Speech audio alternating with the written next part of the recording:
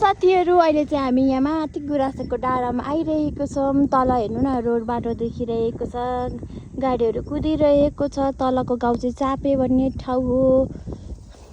घाम पनि लाग्दैछ, कुहिरो पनि लागिरहेको छ। हेर्न कस्तो रमाइलो ठाउँ छ है योहरू ठाउँहरू पनि।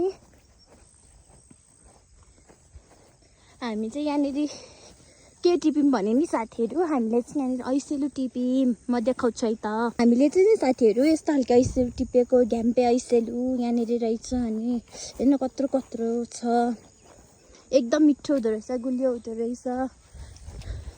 हेर्न कस्तो हरियाली भइसकेको छ पानीहरू परेर। यो तल देखिएको गाउँ चाहिँ तिर्सुले हो। यता चाहिँ ठुल्ठुलो बारीहरू छ। यस्तो मजाको देखिरहेको छ, भ्यू पनि मजा आइरहेको छ हिँड्नुलाई पनि।